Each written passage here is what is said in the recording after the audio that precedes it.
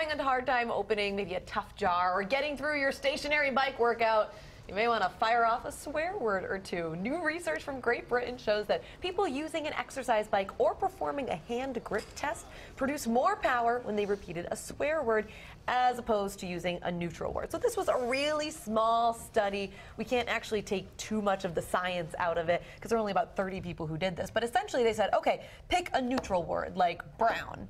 And we're going to have you kind of repeat that to yourself while you're doing, if you've ever done a spin class, they're very difficult to do. So kind of repeat that while you're doing it. And then they had them pick a swear word, had them use that. And they found that the people who were swearing 24 watts more powerful, which if you've been on those bikes, I have trouble getting up like an extra 5 watts when I'm trying to, like really push it a little bit. 24 watts, like that's not just like a little boost, Allie. It's a good spike. That is a significant change. I've also done spin classes, but I will say if I was in a spin class and every single person was swearing every other word, just trying to get that extra power, I don't know if I'd appreciate that. So they also did this with a hand grip test, and I can tell you, I've been conducting some of my own research on this for the last 10, 15 years, maybe 40 years I've been conducting it. But if, it's all about the right swear word, right? Like you can't, there are some mild swear words. So the swear words you were talking about, we can't actually say. Well, I can't talk about any of this stuff. I mean, now that I have kids, my profanity level is... That's good, though. Don't swear. You just went for a bike ride yesterday, swearing on the bike?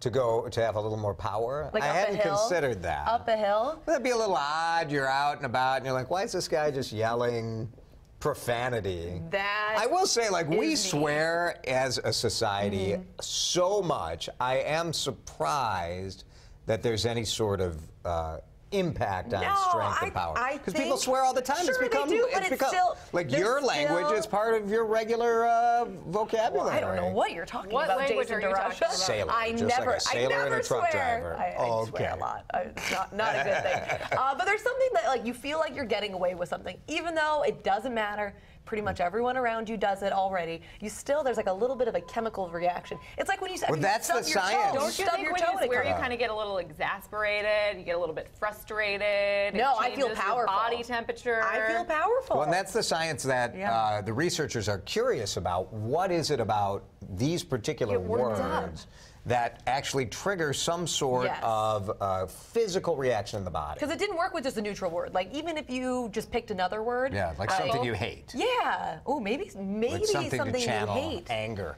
Huh.